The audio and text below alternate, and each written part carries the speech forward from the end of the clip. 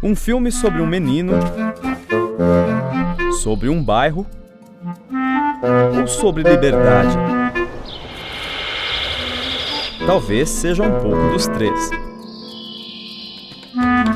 A história do jovem escultor que observa o mundo através de um buraco no muro traz uma série de interpretações e muito assunto para conversar. Fruto da mente e do trabalho de Alexandre Branco Borges e João Perucci, Abel contra o Muro é o filme de hoje do Curta Unesp.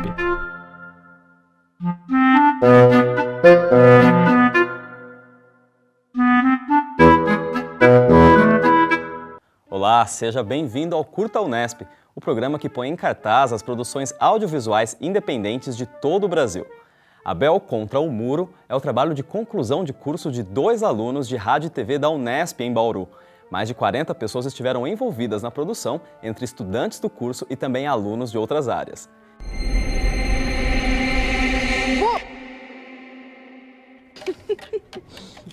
Sou eu!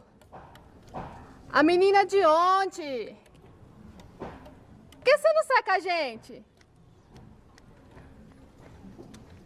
Vem logo! Falei que ele não vinha. Fazer um filme exige atenção a muitos detalhes e muita organização. Para saber como foi a filmagem do Abel contra o Muro e conversar um pouco sobre a dificuldade de fazer cinema no Brasil, nós recebemos aqui o produtor do filme, o João Perucci. João, obrigado por ter aceitado o nosso convite. Obrigado aqui pela presença, né? Muito bom estar aqui dando mais uma oportunidade para o nosso filme, né, debater um pouco sobre cinema também, sobre os processos. Muito obrigado pela oportunidade. E eu queria começar essa conversa a gente falando um pouquinho como surgiu a ideia de vocês fazerem esse filme. Bom, a ideia surgiu, né, em 2010, quando eu e o Alexandre nós nos aproximamos, né, e tivemos a ideia de fazer o trabalho nosso de conclusão, que seria em 2011, um trabalho que pudesse unir cinema e que tivesse um caráter social também. E através da nossa participação no grupo de direitos humanos da Unesp, a gente já tinha um contato com o Jardim Unicé, então a gente vislumbrou, né, que poderia ser feito um filme próximo da Unesp ali e que pudesse também ter um caráter um pouco social. Claro que alguns alunos não fazem só cinema no nosso curso de rádio e TV, mas é uma possibilidade que nos permite, devido ao que a gente estuda ao longo do curso durante 4 anos, então nós tentamos acumular esses conhecimentos e fizemos essa obra aí de cinema, aí, o Abel contra o Muro. Você e o Alexandre, vocês já se conheciam antes da faculdade? Já, nós éramos amigos, né, de infância praticamente. Eu estudei muito tempo com a irmã dele, nós somos conhecidos de São Carlos. Coincidentemente, somos quase vizinhos lá, mas a gente não tinha tido oportunidade de trabalhar junto, porque ele já era de anos anteriores, né, ele é meu veterano na universidade, e aí acabou fazendo algumas viagens, fez intercâmbio, e isso possibilitou que nós pudéssemos trabalhar junto no último ano, no último trabalho, né, na faculdade. Isso foi muito legal. Bom, um aspecto interessante do filme que você mesmo citou é que ele foi gravado aqui em Bauru, no Jardim Nicéia. A gente retirou um pedacinho do making of do Abel contra o Muro. Vamos conhecer um pouquinho mais sobre esse bairro. Mas tipo, no final das gravações, né? Depois você tinha todas as fotos selecionadas. Essa toda aqui tirou foto?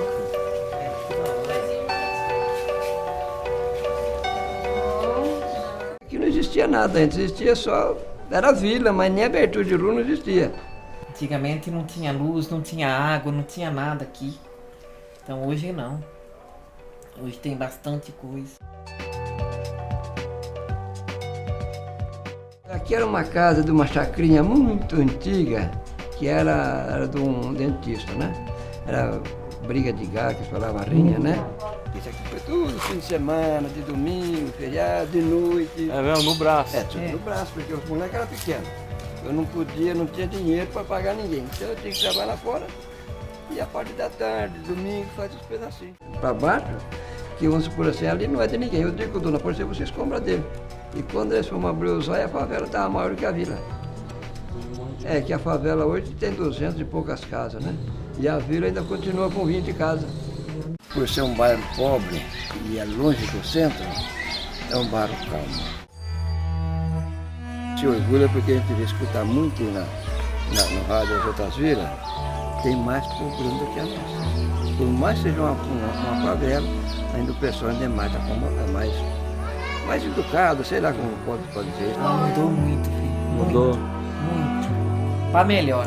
Hoje tem a creche ali para as crianças, não tinha ônibus escolar, hoje tem. Eu gosto muito daqui, né? Porque aqui é um lugar gostoso. João, a gente viu agora nesse trechinho do making off que o Jardim Nicéia é um bairro bastante carente daqui de Bauru. Por que vocês escolheram retratar esse bairro no filme? Bom, a escolha do Jardim Nicéia vem principalmente porque ao longo dos anos, assim, a gente tem o costume de ir para a universidade e utilizar um atalho, que fica próximo à Confiança aqui das Nações Unidas.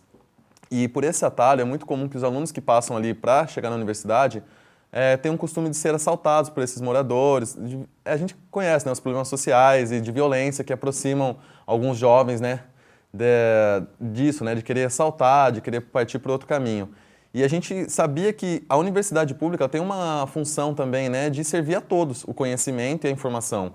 E ficava esse questionamento na minha cabeça do Alexandre, né, como que uma universidade tão grande e tão próxima de um bairro não é capaz de realmente incluir esses moradores num processo, né, de produção, de algo que pudesse, né, contribuir para eles, dar uma contrapartida para a sociedade, ao invés de a gente só ver os alunos serem assaltados e ficar nesse lance de denúncia e ficar nessa discussão em prol de algo que não muda.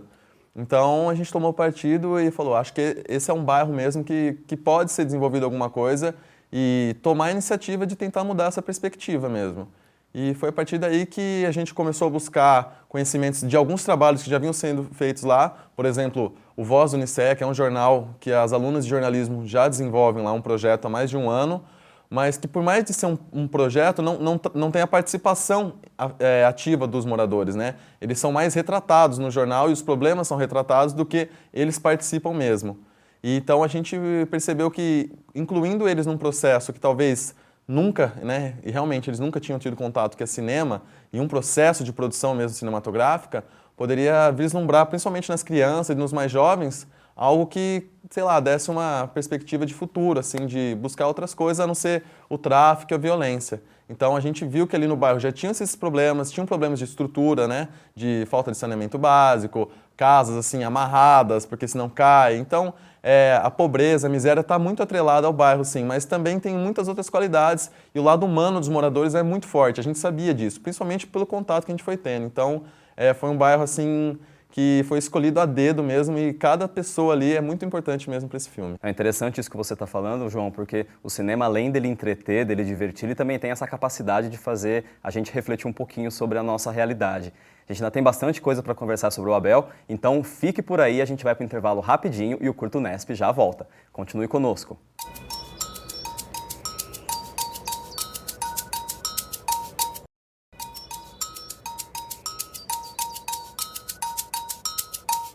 Estamos de volta com o Curta Unesp, hoje recebendo o João Perucci, que é produtor do Abel Contra o Muro.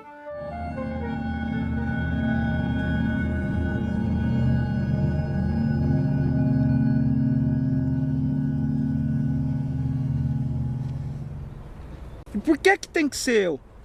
Ô, Abel, essas bolinhas marcou nossa infância. Nós já pulou o muro, tentou pegar, mas o seu Dino não botou nós pra correr.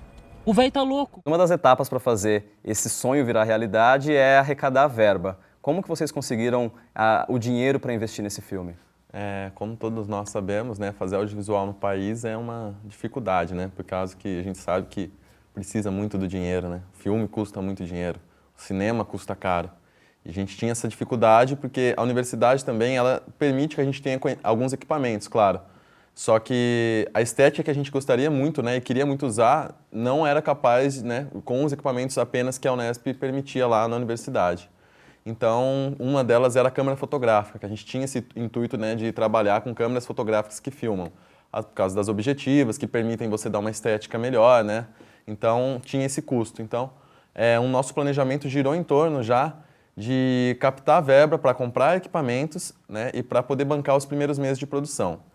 Não posso mentir que os primeiros, né, são os patrocínios de pai e mãe, né? Não tem jeito, os famosos pai-trocínios, né? O nosso orçamento inicial era de mais ou menos uns R$10 mil, que iam os equipamentos e os primeiros meses mesmo, né, que eu tinha que alimentar e levar as pessoas, pelo menos para ensaiar, né, ter alguma coisa para elas comerem. Então, ficou ali nos 2 primeiros meses quase R$10 mil, R$8 mil praticamente de equipamentos. E a gente também teve uma sacada que foi conseguir planejar a nossa arrecadação de verba através de empregos mesmo. Porque como o nosso projeto começou, né, a ser escrito nas nossas cabeças, né, a gente fala, em 2010, a gente teve assim, a sacada que eu fui trabalhar no Sesc, né, fui estagiar, fui fazer um estágio, e o Alexandre foi para os Estados Unidos trabalhar, né, num restaurante, numa empresa de snowboarding lá numa montanha. E catando muita neve lá, eu estagiando muito aqui em Bauru, a gente conversava muito online e ia juntando essa grana para poder investir. Então, esse primeiro investimento foi feito já planejado. A gente foi trabalhar e tudo que a gente ganhou, a gente investiu nesse começo. Partindo disso, a gente teve uma sacada do Catarse, que foi porque a gente precisava ainda de grana e não tinha toda a grana ainda para bancar. A grana foi começando uma administração de dívidas, né? Eu costumo falar que fazer um filme é administrar uma empresa, só que a diferença é que ela tem data para começar e data para fechar, né? Então, as dívidas, você vai administrando dívidas, iam chegando e você vai enrolando e pedindo para pagar depois e assim ia, porque a gente não tinha verba. Então, a gente utilizou a Catarse, que foi uma sacada muito legal, que está rolando agora no país aí, através da internet, né?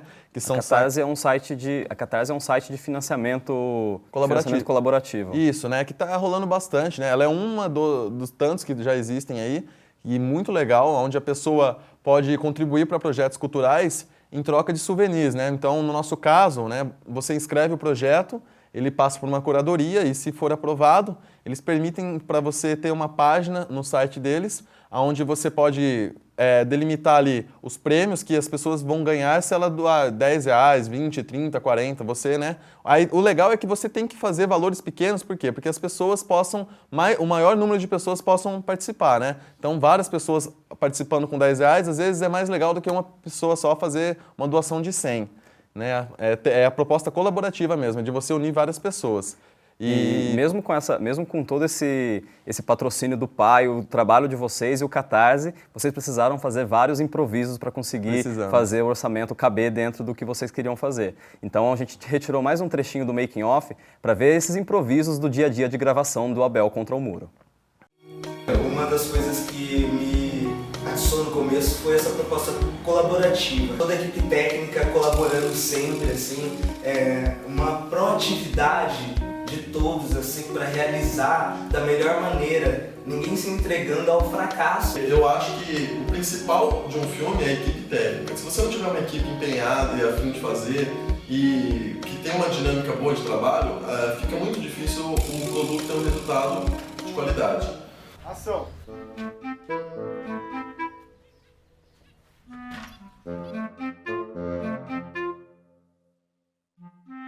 A gente construiu um traveling, um equipamento de traveling feito de cano PVC. Montada ao custo de R$100, 75. E funciona que é uma beleza. Equipamento de iluminação, os butterflies, madeirite, papel alumínio mesmo de cozinha.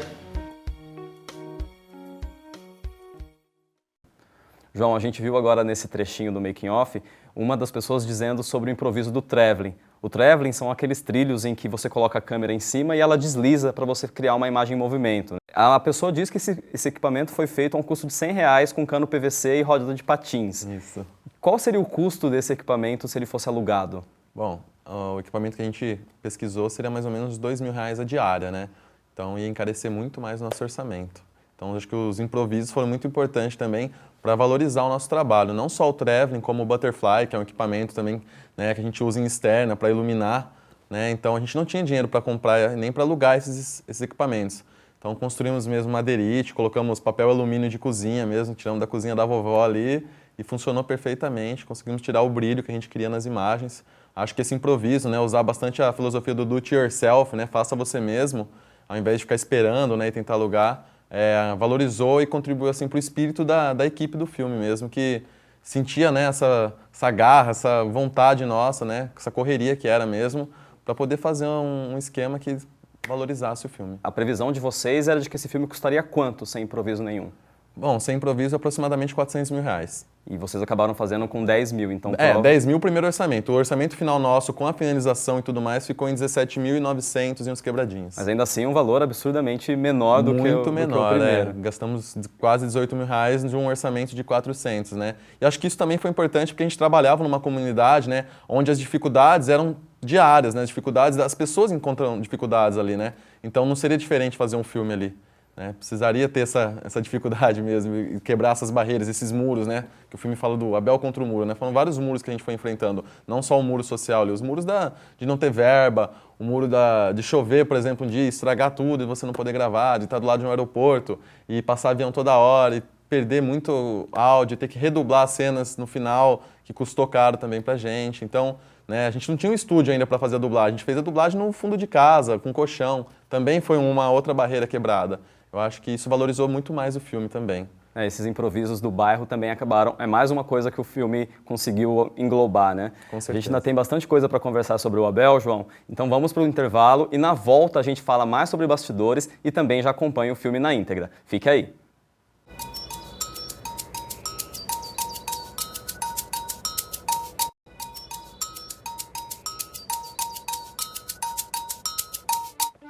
O Curta Unesp está de volta e hoje conversando sobre o filme Abel contra o Muro.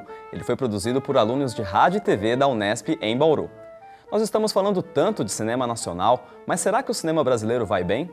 2011 ainda não terminou, mas já dá para saber como o cinema brasileiro se saiu nas telonas. Gerência de marketing. Foram lançados 100 filmes nacionais e a bilheteria total chegou a 18 milhões de pessoas. Essa loja é minha, hein? Mas o ponto é ótimo. Isso significaria uma média de 180 mil espectadores para cada película.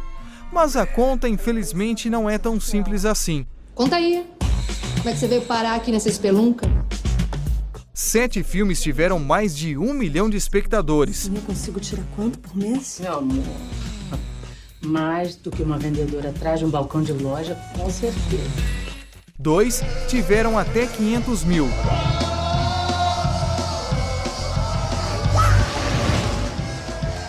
E outros 7 ficaram entre 100 e 300 mil.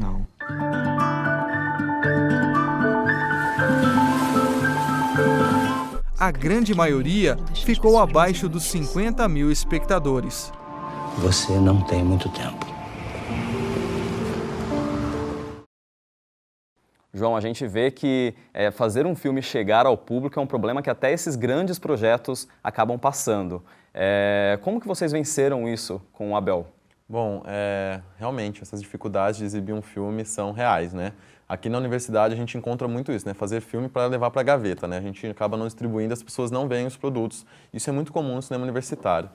Então, assim, a gente se baseou mesmo no que as dificuldades de distribuição e exibição existem, principalmente porque só os grandes conseguem exibir e distribuir os filmes, né, nesses cinemas de shopping aí, né, que a gente conhece, né, a preços absurdos. E isso afasta um pouco o público, né, que não quer pagar R$15 para ver um filme que muitas vezes não gera nenhum entretenimento na pessoa. E nem vale os R$15, e nem vale os R$15. Então, a gente fez uma parceria com o Circuito Fora do Eixo, que é um circuito de produção cultura independente, onde proporcionou para a gente fazer uma turnê pelo estado de São Paulo, divulgando o filme, né, fazendo sessões de exibição gratuita, na grande maioria em cineclubes, mas também exibimos o filme em fazenda para crianças que não têm contato muito urbano.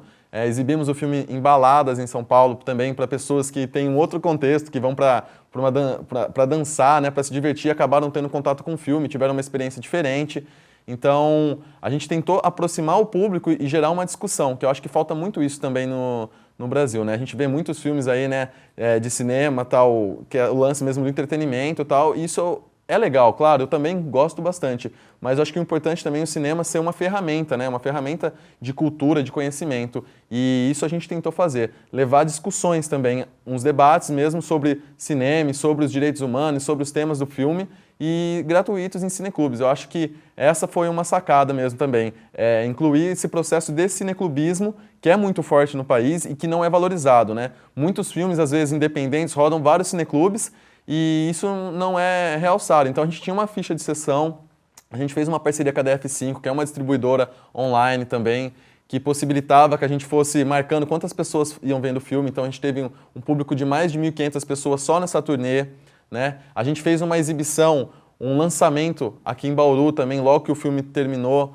para as pessoas mais envolvidas no filme, e procurou disponibilizar, né, fazer várias sessões. Fizemos também na Alameda, fizemos a sessão no próprio Jardim Nicéia, né? Eu queria que você comentasse um pouquinho sobre essa sessão no Jardim Nicéia. Como foi a experiência das pessoas se verem na tela? Foi um processo bem inverso, né? A gente viu que a gente fez exatamente o contrário, né? Muitos ali não tinham tido nunca contato com cinema, nunca tinham tido aquela experiência cinematográfica mesmo, né? Que a gente vive quando a gente entra na sala, né? Porque é muito pessoal aquele momento, né? Na hora que está tudo escuro e você está em contato, né? Aquela sensibilidade é algo que algumas pessoas não conseguem, porque é exatamente isso que a gente estava falando. R$15 o ingresso, às vezes, né? Afasta as pessoas que não têm condições de pagar isso e não conhecem. Muitas crianças lá não tinham esse conhecimento. Então, fazer essa exibição foi algo que foi depois deles terem participado do filme, né? Muitos deles participaram como produtores mesmo do filme, né? Junto comigo ali, ajudando e captando as demandas do dia ali e arranjando gente, animais e instrumentos e objetos para fazer o filme. Então eles ajudavam muito nisso, mas ao mesmo tempo não sabiam e não conseguiam entender o que aquilo iria render, né? Alguns achavam que a gente estava fazendo jornalismo no começo, depois achavam que a gente estava fazendo novela e depois só que foram entender o que era cinema no dia da exibição, quando foi muito legal e muito lindo mesmo que quase 400 moradores foram, né? A gente fez uma exibição graças ao nosso patrocinador e graças ao pessoal que ajudou bastante a gente colocar uma pipoca de graça, colocar uma tela no campinho de futebol, onde a molecada brinca mesmo, com uma caixa de som. E foi uma experiência, assim, até que eu digo que para algumas crianças foi até teve um aspecto meio que animal mesmo, porque eles não tinham contato, então eles não estavam ligando muito pro filme. Mas aquilo era tão diferente para eles que eles queriam pôr a mão, queriam puxar, né? Era bem assim, bem diferente, uma experiência muito mais do tato do que do visual, às vezes. Então, isso foi muito legal e eu acho que foi engrandecedor demais e conseguiu fechar o nosso projeto a princípio, né? Que era exatamente isso, conseguir contextualizar eles e dar essa oportunidade para eles de participarem e ver eles mesmos na tela. Acho que foi lindo e demais. Vocês tiveram um retorno dos moradores? Eles disseram o que eles acharam? Eles gostaram de se ver? Gostaram, adoraram. E o legal também, até você comentando isso, porque a gente não usou o estereótipo da violência, do tráfico de drogas, né? Apesar dessa realidade existir nas periferias, né? Isso é muito comum e o nosso cinema nacional, que retrata esse tipo de filme de periferia, usa muito esse estereótipo, né? E a gente procurou valorizar o lado humano. A gente até criou o psicossocial, né? Esse termo, porque ele envolve muito o psico da pessoa que está assistindo, do espectador, e ao mesmo tempo retrato social. Ele não fala de violência, né? Ele valoriza o lado humano. E os moradores, quando viram o filme, eles esperavam que a gente tivesse retratado essa violência. Então, muitos deles já iam lá fazendo brincadeiras, com gírias mesmo, lá do bairro, falando que ia ter traficante, que ia ter arma e tal. E na hora que eles viram que a gente não mostrou isso, a gente valorizou e engrandeceu eles como seres humanos mesmo, que são e que precisam, e não é porque não tem condição, e não é porque vivem atrelado à miséria, que tem tantas dificuldades que não podem ser valorizados, na hora que eles viram isso engrandeceu eles demais. E conseguiu dar esse retorno pra gente, com certeza. Vocês quebraram a própria expectativa deles sobre o que ia ser mostrado. Com certeza, isso aí foi incrível, né? Um bairro que está preso em meio a 3 condomínios, né? Que encontra os muros, né? Os muros físicos mesmo separam eles dos condomínios ali e tem a pressão da sociedade, por ser um bairro nobre, para tirar aquela comunidade dali. E, eles se viram e acharam demais mesmo, né? A participação, alguns achavam engraçado no começo. E o retorno mesmo, né? Porque conseguimos chamar a atenção das autoridades, né? Agora, com certeza, a prefeitura, os nossos governantes estão olhando para o bairro e para os outros bairros de Bauru, né? Porque às vezes fica um pouco esquecido. É claro, né? Tem tantos problemas na nossa cidade, o país, mas isso também tem que ser focado. E acho que a gente conseguiu dar essa contribuição com o cinema, mostrando ali, né? Pô, gente, ó, aqui nessa cena, tá vendo? Tem um encanamento aqui, ó. Por que esse cano não tá ali, né? Não virou esgoto para essas pessoas tá 4 anos aqui parado, né? Então a gente colocou assim detalhes que conseguiam infernizar um pouquinho também a cabeça dessas autoridades e conseguiu divulgar o bairro e os problemas. Acho que foi um grande retorno também. Incomodar um pouco, né? A função da arte também é incomodar. Com certeza, nossa função total é essa. João, eu queria muito agradecer a sua presença aqui no Curta Unesp. Queria muito parabenizar vocês por esse projeto. E tem uma frase do filme, uma fala do Abel, que eu acho que representa bastante o desafio de vocês daqui para frente. O Abel ele fala que o mundo vai conhecer todos os meus defeitos e talvez um dia me agradeça por isso. E eu acredito que já dá para a gente agradecer vocês por terem concebido esse projeto e por terem trazido esse filme para as pessoas assistirem. Poxa, muito obrigado pelas palavras, né? Estou muito feliz, muito contente por estar aqui novamente na TV Unesp, né? Todos aqui são incríveis, né? Profissionais e legais.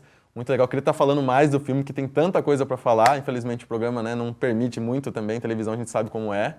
E só agradecer mesmo. Obrigado pela oportunidade. Espero estar aqui outras vezes e que o filme, quem não assistiu, né, que assista Muito obrigado pela sua companhia e fique ligado em Abel contra o Muro. Até a próxima!